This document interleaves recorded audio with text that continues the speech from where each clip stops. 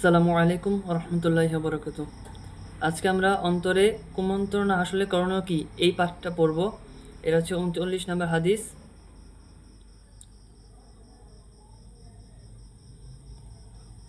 আহ,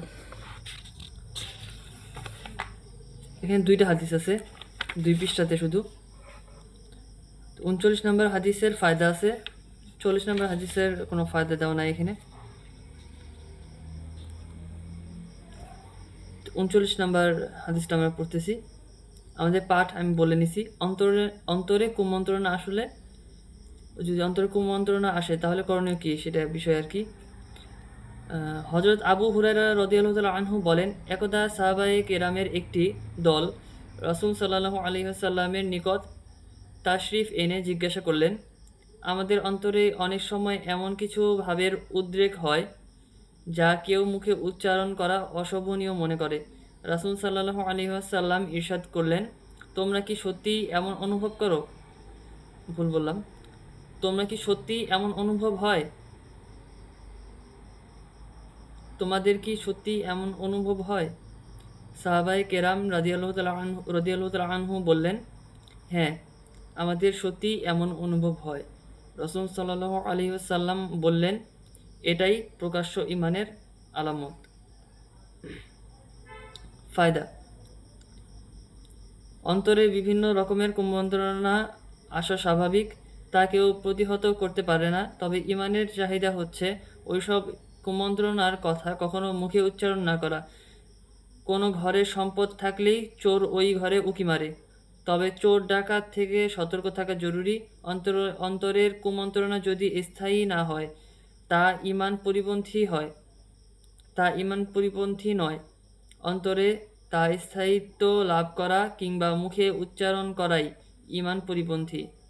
পবিত্র কোরআন শরীফের সর্বশেষ প্রার্থনা হচ্ছে, মানুষের প্রভু মানুষের মালিক ও মানুষের মাবুদের নিকট আশ্রয় প্রার্থনা করছি ওই সব কুমন্ত্রণা দানকারী মানব মানব পবিত্র কোরআনের পবিত্র কোরআন শরীফের সর্বশেষ প্রার্থনা হচ্ছে, মানুষের প্রভু মানুষের মালিক ও মানুষের মাবুদের নিকট আশ্রয় প্রার্থনা করছি ওই সব কুমন্ত্রণা দানকারী মানব দানবের অনিষ্ট থেকে, যারা সামনে অগ্রসর হয় আবার পিছনে হটে আর মানুষের অন্তরে বিভিন্ন কুমন্ত্রণা দান করতে থাকে। এটাই কালামুল্লাহ শরীফের সর্বশেষ সূরার মর্ম কথা। আল্লাহ তাআলা দীর্ঘ 23 বছরে তার প্রিয় হাবিব সাল্লাল্লাহু আলাইহি ওয়াসাল্লামের প্রতি যে 30 পারা কালিমুল্লাহ শরীফ ঈমানের ক্ষেত্র তৈরি করার উদ্দেশ্যে নাজিল করেছেন, তাতে বিষাক্ত ভয়ঙ্কর কীটপতঙ্গ সম্পর্কে আল্লাহ সতর্ক করে এসব ঈমান বিধ্বংসী মানবদানবের কুমন্ত্রণা থেকে রক্ষার জন্য আশ্রয় চাইতে বলেছেন। এরপর 40 নম্বর হাদিস। হযরত আবু হুরায়রা রাদিয়াল্লাহু তাআলা আনহু আরও বলেন, নবী করিম সাল্লাল্লাহু আলাইহি ওয়াসাল্লাম ইরশাদ করেছেন, শয়তান তোমাদের নিকট থেকে বলতে থাকে, অমুক জিনিসকে সৃষ্টি করেছে, অমুক জিনিসকে সৃষ্টি করেছে, অমুক জিনিসকে সৃষ্টি করেছে, শেষ পর্যন্ত বলে ফেলে, তোমার প্রভুকে কে সৃষ্টি করেছে? তখন আল্লাহর নিকট পানাহ চাও এবং বিরত থাকো, যাতে এ কুমন্ত্রণা অন্তরের স্থায়িত্ব না পায়। আশা করব আমার মুখের জড়তাটার জন্য আপনারা আমাকে মাফ করবেন। কিছু লাইন আমি হয়তোবা যেমন এর আগে আমি একটা লাইন রিপিট করলাম,